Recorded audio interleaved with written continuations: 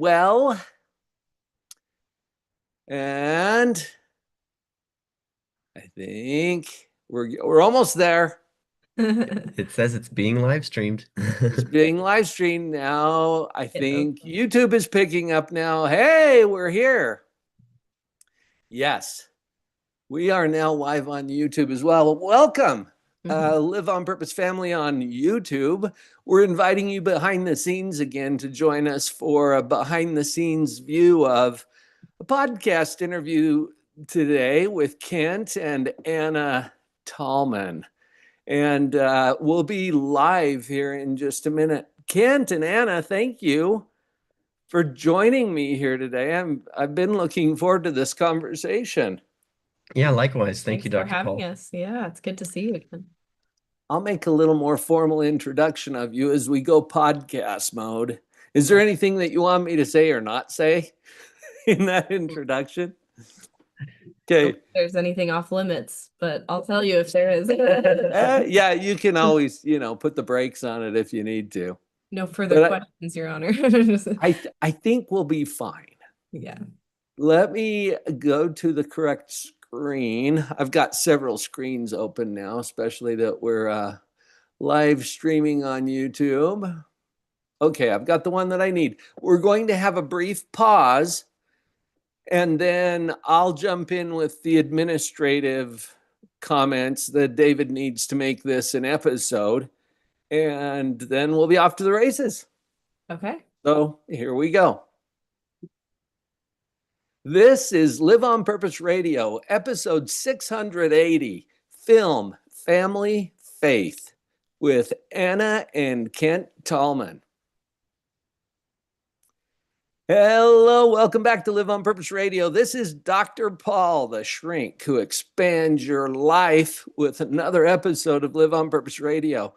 Joining me on the mic today are a husband and wife writer-director team whose powerful films explore real-life challenges like grief, loss, resilience. We're going to have a fun conversation today as we talk about what happens when storytelling becomes a tool for healing, connection, and purpose. Welcome to Live on Purpose Radio, Kent and Anna. Thank Hello, you. my Thanks for friends. having us. Hey, I've been looking forward to this conversation. As you know, a few months ago, I got an invitation from you, Anna, to attend a screening of your film Ride in Paradise. And I was thrilled to attend that. And this is the first feature length film that I've seen that you guys have created. Mm. And it really touched me. It really moved me on a lot of levels. And I'll talk about maybe what some of those touch points were today. But I'd love to first invite the two of you to share a little bit about your story and why you even do this. Because I think it's a lot of work. I don't know, maybe it's easy, but I don't think it's very easy to produce a film. Talk to me a little bit about the backstory here and why you do what you do. Yeah, with Ride in Paradise, it all started with a few misguided AI prompts that just turned into a movie, and it was it was a piece of cake. It was an accident actually, but Yeah. it turned out really nice. So anyway, that's all a joke. Sorry, it's a poor sense of humor of my. But the yeah, I mean, like, do you like? I guess backstory. Are you looking for backstory on like Ride in Paradise or just us in general?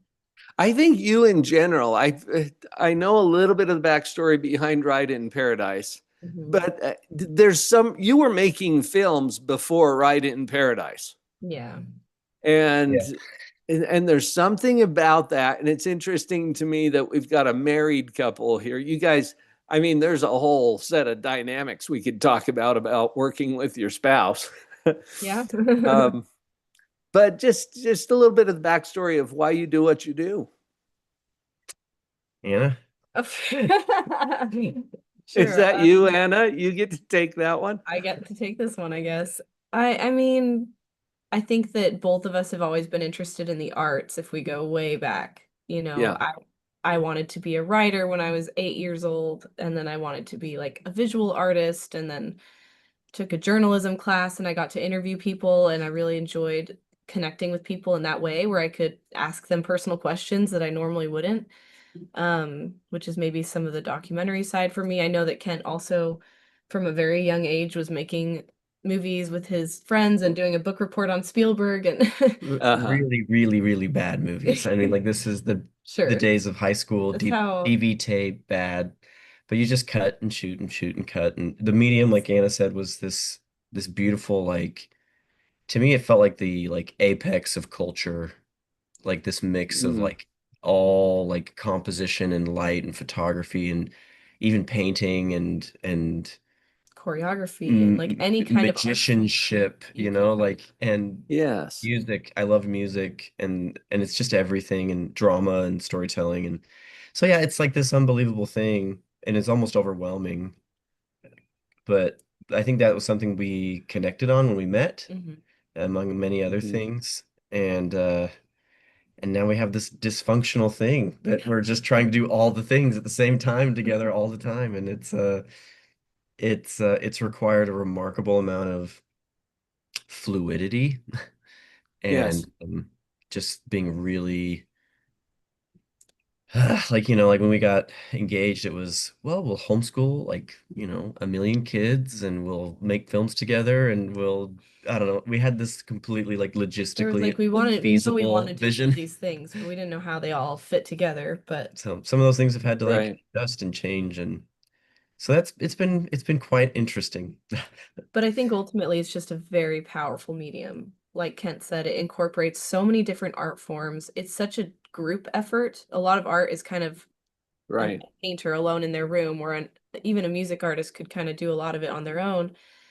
Um, but film is not that way. You have to collaborate with a huge team of people on one vision, and that's part of why I love it. And then there's the audience experience and that participation and dialogue.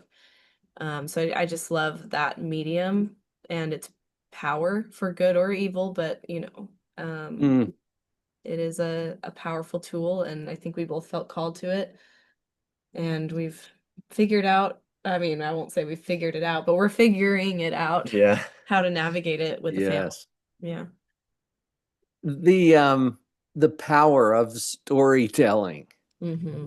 is incredible. I'm a professional speaker, and obviously, as we share stories on the stage, that's what really drives home a point. In fact, there's a saying in the industry that facts tell, stories sell. Hmm. And it's because it moves people's emotion. And it's our emotions that have us showing up in a particular way.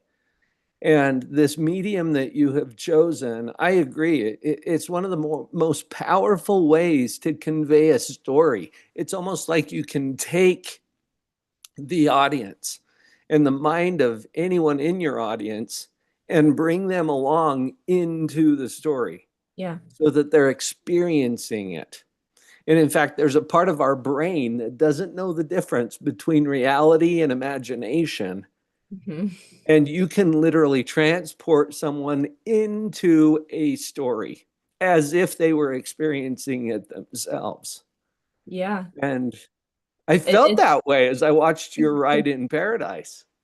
and to get really nerdy, I mean, like in film theory, we talk about mirror neurons and this idea Mhm. that when you watch someone, film is auditory and visual.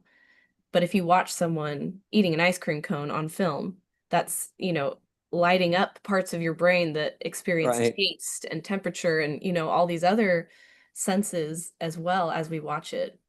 So, right. yeah, it's kind of a whole body experience.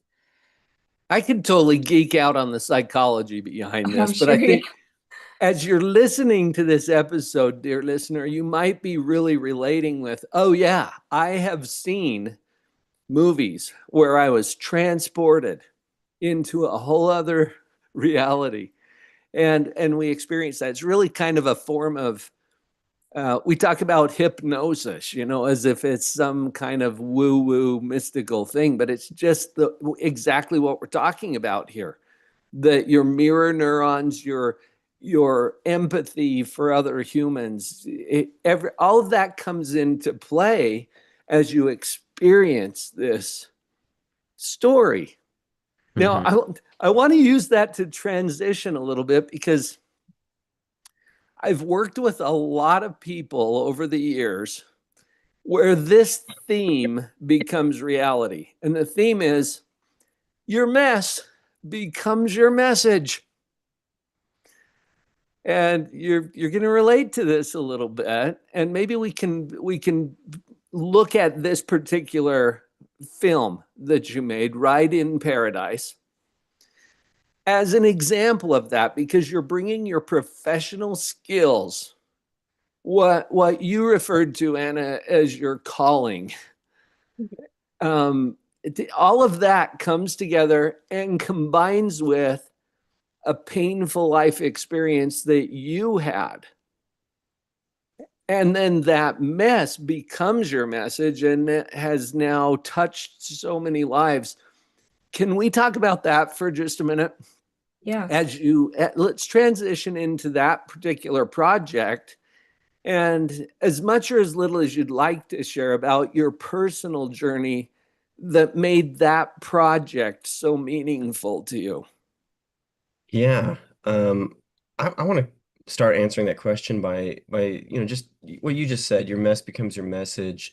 Something that we find a lot in film, especially nowadays, is that people kind of co-opt it either to sell something or to which isn't always nefarious. It's just a use, but Mm, or they use it to kind of try and convert someone into a certain worldview. And while we are people of deep faith and we have our own worldviews, and those worldviews, part of it's like we have no effort. We don't need to put any effort into explaining those in our films because right, we just believe that artists will make what they are if they're being honest. And so like that's just going to come through. But when right. I think about this idea of like your mess becomes your message, I almost think of it as your mess becomes our mess, hopefully becomes our ministry. And I don't Mm, necessarily mean that in an evangelical way. I just mean that in like um, Jesus talks about going about and doing good. And we had a professor in school who observed that they felt that documentary film had a unique capacity to fulfill that charge. And mm, so with this particular documentary, I feel like this was an opportunity for us to connect with other human beings and go through a healing experience. So for me, Ride in Paradise, more than other things I've made, really just felt like a gift.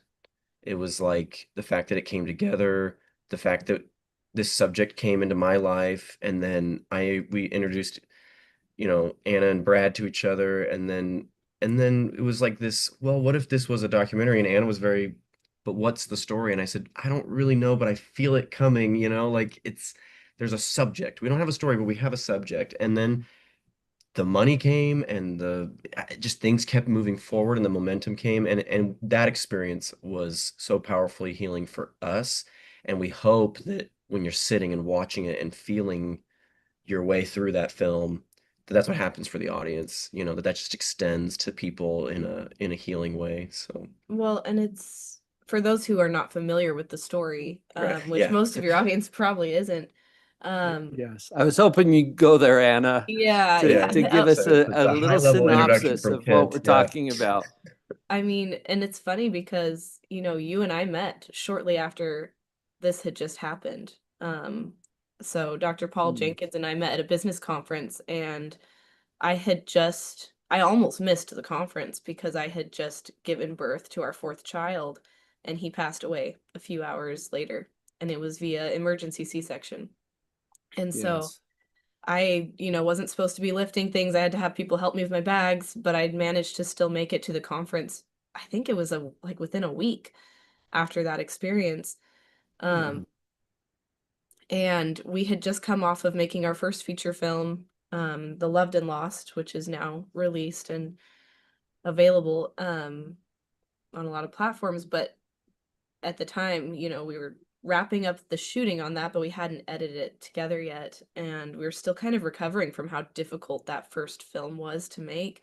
And then going through the loss of a child. And I think Kent and I both were not sure if we even wanted to keep making films, because it was so hard on our family the first time. And then we experienced this loss right after. Um, but I think the documentary was extremely healing. It was a way to turn what we had experienced into something beautiful, honestly. Like, I'm so proud of what it's become, and I'm so grateful that it exists. But we received a teddy bear from a man named Brad who rides motorcycles and gives teddy bears to people who've lost children. And we This were was like, about Yeah. 9 months after we after lost. we had lost our fourth child. And what was unique about it was that the package was clearly handwritten, and it was like, okay, this is actually from a human. Like, this doesn't feel like it was from like some nonprofit organization or some big thing, or like the hospital sent us things that were like, oh, condolences. And it was like, okay, that's nice. Mhm. Like, we're in the system, you know. It was like this was like a random person who somehow, and we didn't know him. We didn't have Anna had zero mutual friends with him on social media. Like, it was just Yeah. bizarre. We And couldn't figure out how he knew our names and what had happened to us and like sent us this thing. but he had seen a post from Anna on Facebook somehow, and he sent it to us, and this teddy bear, and he sent a note about our son Seth, and he sent a little book that he had written because he's been doing this for quite some time, just about some experiences that he had had along the way. And I just sat down and I read the book almost in one straight shot and just felt this immediate connection with this person. And that's kind of what kicked us all off, was like, why does he do this?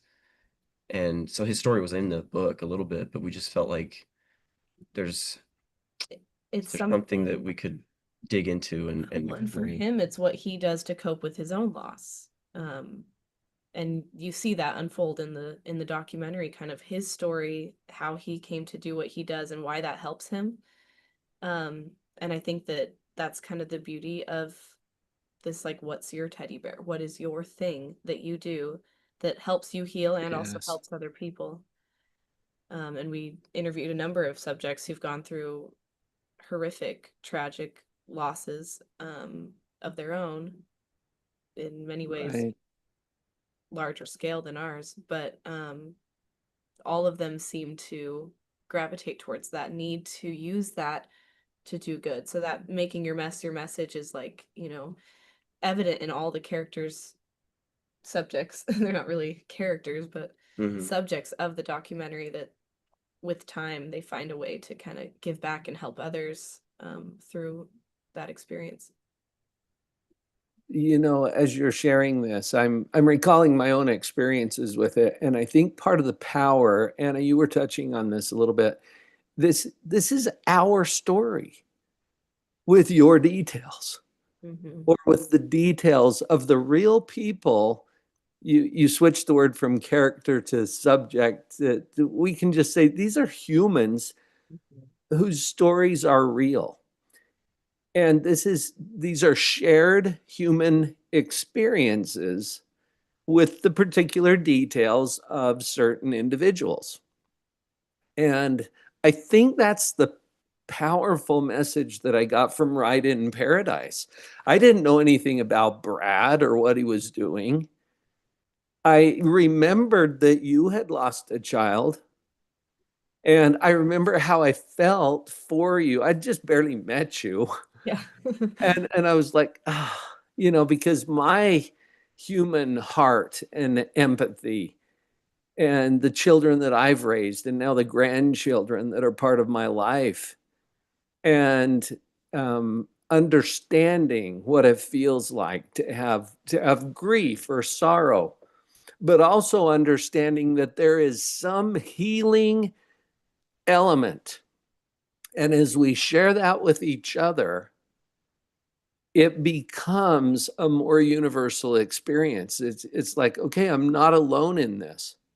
And it was kind of fun in the documentary to see this community, this strange community that just popped out of nowhere because Brad was following his heartfelt calling to reach out to families who had lost a child by giving them a teddy bear. And usually he delivers it on his motorcycle.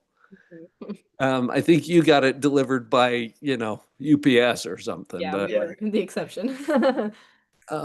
you may have been a little out of range of his motorcycle.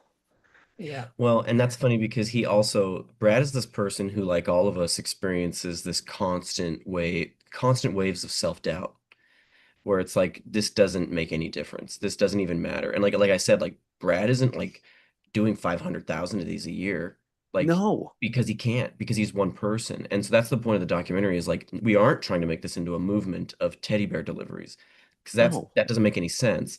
What we are trying to do is make it a movement of hopefully like empathy, love, and goodwill, right? If that doesn't sound like, I don't know, a Yes. Christmas message or something, but like this like this feeling that like it's as much and it's I mean sometimes inspirational stories I think leave us walking away from like the theater kind of going, wow, that makes me feel really good knowing there's people that do good stuff like that. And that was kind of inspirational. But like, is that really what the word inspirational means? Like, I would hope that this one actually leaves you feeling like empowered, because the original title for the doc, which I think is good that we retitled it, but one of the original titles that we played with was called Ordinary.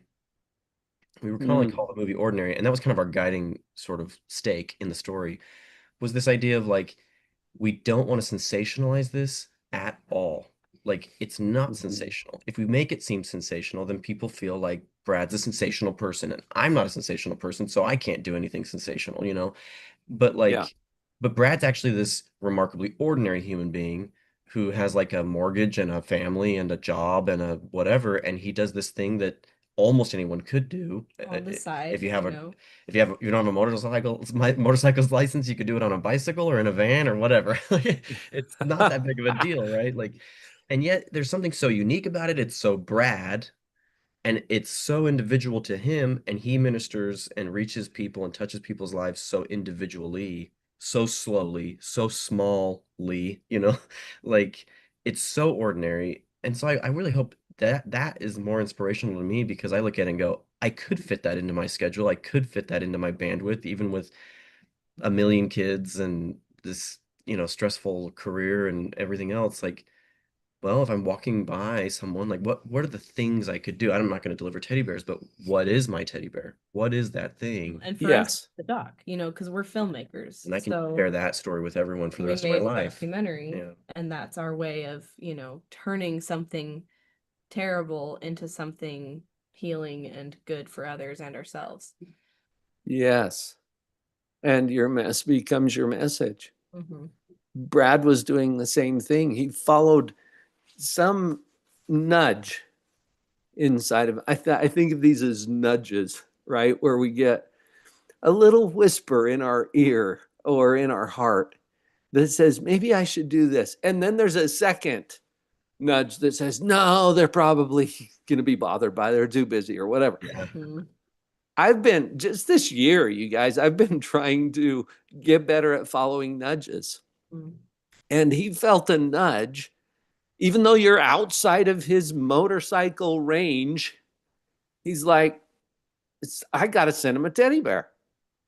And he can't send a teddy bear to everyone who's lost a child. But for whatever reason, he felt this nudge. You received that. And now you're taking your human life value, your experience, your skill set to do your version of a teddy bear. And I don't know how many people your film has reached. After this episode airs, hopefully it's a few more. um, in fact, I want to get to that before we wrap up our conversation today, because I know you've got a website for your production company. Hmm. And if I remember correctly, it's invisiblemansion.com. Did I Yeah. get that right? Yes, you did. Good. And I know you can watch trailers there and see, connect to the movies that you've already done, Loved and Lost, Ride in Paradise. You've got another one coming out called Our Father, which I'm excited to see as well. I love the work that you guys are doing. I also wanted to mention this though too, because not only are you doing what you do, You're helping other filmmakers Hmm. Yeah. to do what they do. I share a basic Christian faith system that I think you guys do as well. And I remember when Jesus said, "Feed my sheep," it sounded to me like "feed my shepherds." Mhm. And as you guys are now empowering through what you've learned and going through the difficulties of managing film production with raising little kids and staying in your faith, you're now helping other filmmakers to do the same thing, creating new possibilities and what's going to come from the films that they make, that you can't make all the films. Right. Right? Anyway, Yeah. I'm hitting on a lot of points, you guys, but I just want people to be aware of what you're doing, how they can connect with you. Is there any of those elements that you want to comment more about or elaborate on that I just mentioned? Yeah, I do appreciate that. I think it fits perfectly with what we're talking about, like your mess becoming your message. The nonprofit arm of our production company is called Film and Family, or actually it's technically the Film and Family Foundation. And that is where we have a podcast and we help other filmmakers who are trying to enter this industry and be able to participate as filmmakers without sacrificing everything that the industry typically um, easily asks people to sacrifice, so you can maintain your values and your family and your personal life, and that stability, and that part of who you are, and even put that into what you make.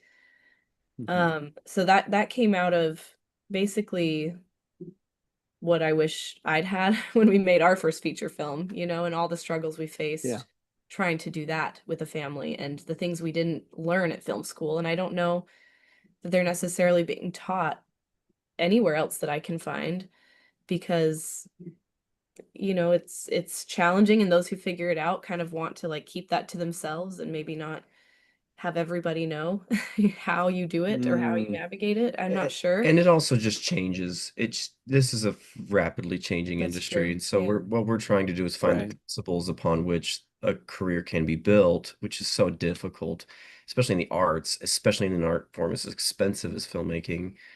But we believe it's possible. I personally really miss.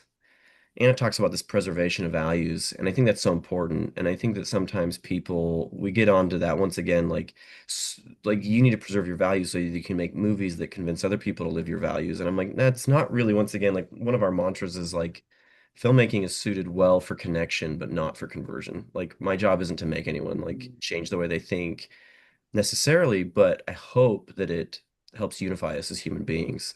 And in that way, that is sort of a change, right? Like it changes me to feel unified to someone who looks totally different from the way I do, whether that's physically or their lifestyle or their culture or their language or whatever. And suddenly I go, yeah, but I felt all those things. Like you talked about empathy. It's like I feel totally bonded to that human being.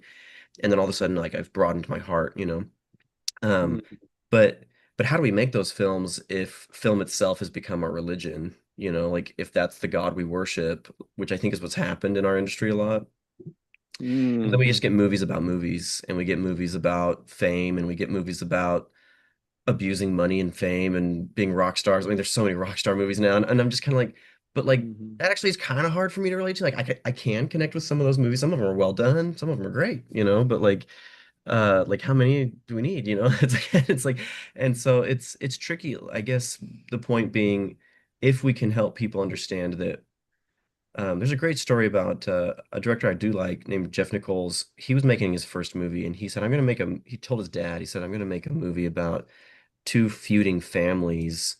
Like it's like turns into like a mob movie about two feuding Italian families in New York or whatever. It's like, we've heard of those. And his dad said, why don't you make a movie instead of making a movie about a place you don't know very much about, that everybody knows a lot about? Why don't you make a movie about a place you know a lot about that nobody else knows anything about? And so he changed his first film to two feuding families in like Arkansas, in like the South, and it's like just super normal, but yet like the drama becomes very heightened. And he made that movie for like 50 grand, and it just that has cemented his sort of voice in this sort of southern perspective. But he's told sci-fi movies in Texas, and he's told, historical films in other parts of the South, and he's such an interesting filmmaker. But this idea of like, why would you abandon those values that make you so unique? Like George Miller was a doctor, and he's made an excellent film called Lorenzo's Oil, the No, only he could have made only he could have made because that movie. of who he is and his understanding of the medical field. Or, I mean, Terrence Malick is like philosopher, and he does these very philosophical kinds of films that are very unique to him. And you've got um Chris Nolan, who's like loves math, and he does these scientific mathematical sort of stories. And Yeah. Whether you like those movies or not, like there's something valuable inside a person that like we want to try Yes. and help people preserve it so that they're not just like, I don't know, setting everything that makes them them aside so that they can participate in this industry when in reality, like that's what we need. So and as people and as an Mm. industry. that's kind of what the title of our production company alludes to, Invisible Mansion Pictures. When I was a teenager, I went and toured the Warner Brothers studio lot. I think it was Warner Brothers. I was out in California with my parents, and they had this whole street of buildings, beautiful looking buildings, but they were all facades. So on the Mm. outside, it looks like this whole street full of glittering I don't know, the structures, I guess is what I'm looking for. Um, but then you open the door and it's just completely empty behind that facade. Nothing inside. Yeah. And Yeah. I think a lot of the film industry feels that way, where it's like all glittering and gold, but really these people who are making high level movies are often struggling in basic things of their health and their relationships, and they're getting divorces, and their families are falling apart, and their personal lives are falling apart. And that's And not to criticize anyone who's experienced those things, no, uh, but it's happening on such a wide scale that it's become evident that there's culture Right. in that industry that is sort of it just makes it harder than it needs to be it's to kind of to rare live. to find, people who are succeeding, and they do exist, but people who are succeeding internally and on a personal level while also succeeding in the industry. And so I think for me, like the invisible mansion is like what's inside of you, what's behind that door? Is it Hmm. just a facade, or is there actually, something meaningful and deep inside of your personal life? And only you know that, but when I coach filmmakers, we talk a lot about like how are you doing in all these different areas of your life, and how you do one thing, Right. how you do everything, and kind of a Mm. holistic approach. Yeah, it's healing the attitudes towards life that so quickly lead us to say, well, I'm going to abandon X, Y, and Z essential things for X, Y, and Sacrifice Z them on the altar of film. unessential things. And like film is an Mm. unessential thing.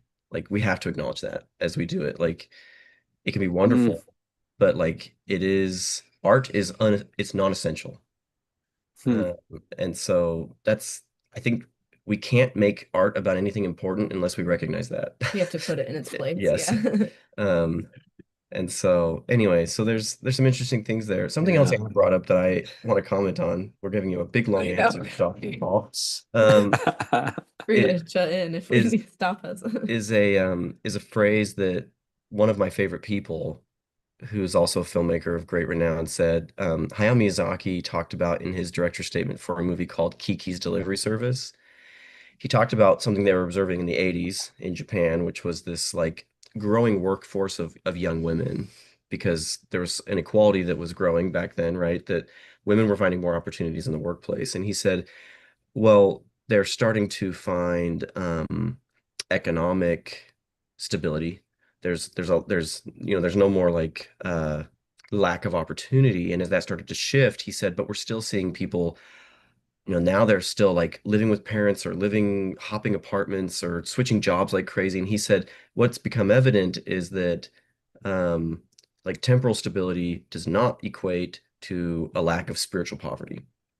And and so for him, what Kiki's Delivery Service was all about was exploring a young woman who was using something that was deep inside her, which were these witches' powers, right? This sort of Mhm. sweet, benign witch powers that are just sweet and fun, and she can fly on a broom, so she makes a delivery service out of it. And she's able to provide for herself that way, and then suddenly that sort of spiritual power that she has is gone, and she can't do it anymore. And so that movie explores this idea of like, where does it come from? Why does it come? Why does it go?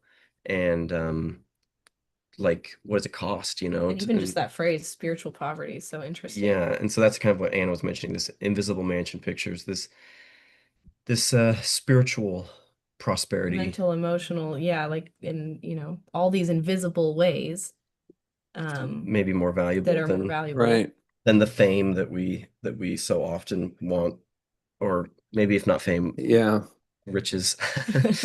Well, I think it's easy to get sucked into that, and in the industry, it's even become almost cliche. Oh, that person's a movie star, right? It's like this symbol of you've got it made, but it can be so superficial Mhm. if it doesn't have the substance behind it, behind the facade, what's there. And that's something that I've really appreciated about your work and just you as humans is that there is substance there. It's driven by meaning and values. And we could talk all day about that, I'm sure. Um, Once again, everyone, as you're listening to this is Anna and Kent Thalman, spelled with a TH, and you can find them at invisiblemansion.com. Seriously, go check out their work. Amazing things that are happening there. And if you're like me, and you probably are because you're listening to this podcast, you will be touched by some of the things that you encounter there, and it will turn on some lights about what you can do. Follow those nudges. And whether it's in filmmaking or whatever else that you're doing, Anna and Ken, I think you're just fabulous examples of many of the principles that we talk about here. And I so much appreciate your joining us here today at Live on Purpose Radio. Thank you so much. Yeah, thank you so Thank much you for so much for having having us. It's us. really a joy, and we just appreciate your thoughtful questions and everything you're doing as well. You guys, you've heard it. It's time to apply it. Let's go live on purpose. Okay, and that's a wrap for the podcast, you guys. Thank you. Yay. Sorry if we talked too much. Well, that's why this next question might be risky. Yeah, we'll try to I'm keep going to ask because we still have our friends behind the scenes. Those of you who are watching on YouTube, those of you at Live on Purpose Central watching behind the scenes. Okay, Anna and Kent, here it comes. What's bubbling to the top for you is the bonus material that you want to share with our friends behind the scenes. Is that an open-ended question there? Well, they said, what's bubbling to the top? Because there's a whole lot that we could talk about. But my experience is sometimes there's that thing that, oh, I wish I would have said, or this thing. And I'll give both of you a quick shot at that. Okay. All right, Kent, you're first. Go. Yeah, I'm more bubbly conversationalist in terms of having lots to say, unfortunately. The I don't know, I guess like something that I'm thought of was just like some clarity that I'd like to give is our first film, The Loved and Lost, is out right now and is available on all major video on demand platforms. So you can check that one out. It's on our website. If you want to stay up to date on our future films, like the best way to stay in contact with us is to go to our page. There's lots of portals where you can just put your email address in. And Ride in Paradise is still doing its festival run. So the one that you saw is not actually available to watch streaming anywhere yet. Oh. So if you want to know when it is, just put in your email and you'll get a notification. We don't like spam anyone. I don't even have time to send emails very often. But when we do have a major update, you'll get it and you can see more of what we're making.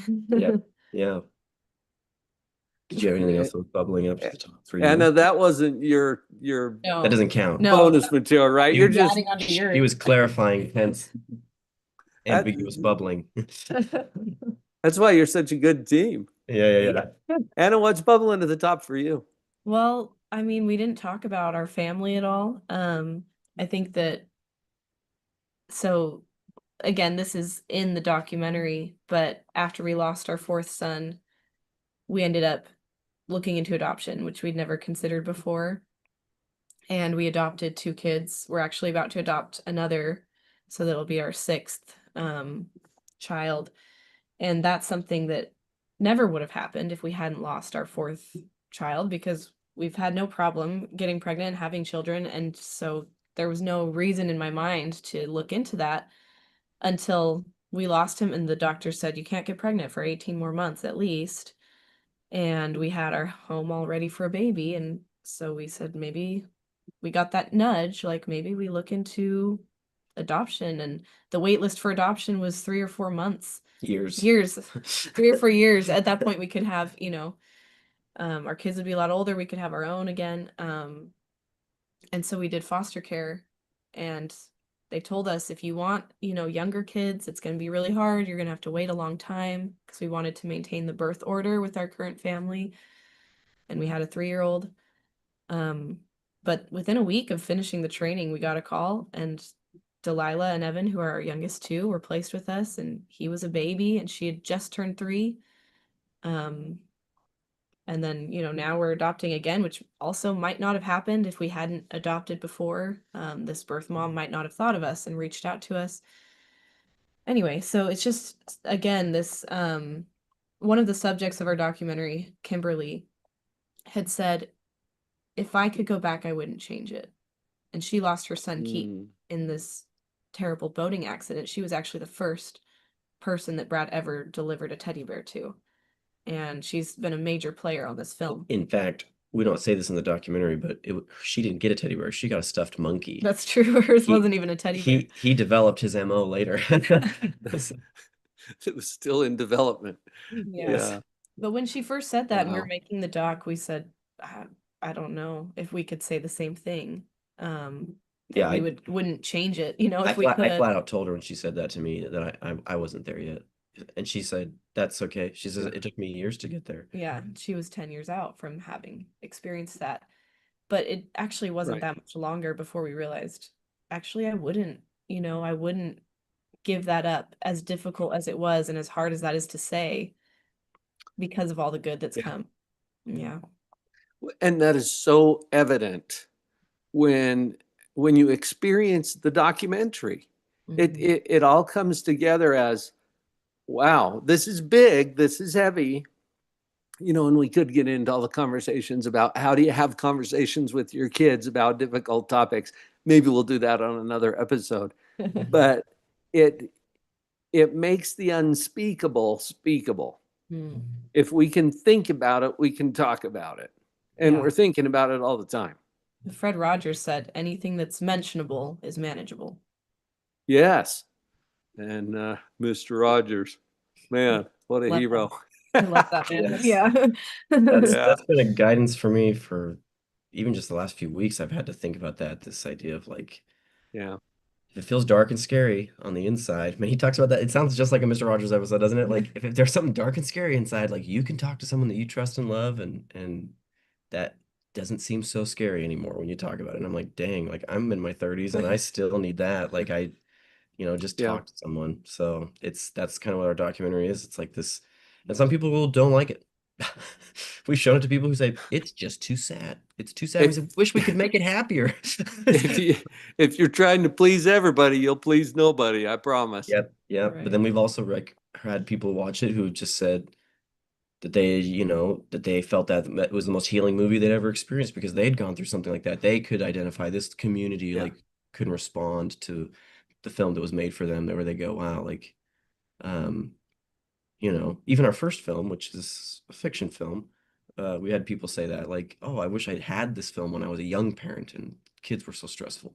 Like I'd never seen a movie that depicts that so honestly, and other people watching go, that mom's a mess. She's horrible. And we're like, oh gosh, well, some of this is kind of inspired by our own feelings, and there's kind of some real stuff in there. We're probably messes too. Honestly, we are pretty messy. So, well, thanks, you guys. That's some pretty good bonus material. Well, thanks. And there's Do our more where best. that came from. I hope as you are listening, dear listener, I hope that you're feeling it's what I am, that there's more. If we can turn on the lights a little bit, start thinking differently, be a little more aware of and compassionate toward our fellow humans, this is where we solve the problems of the world.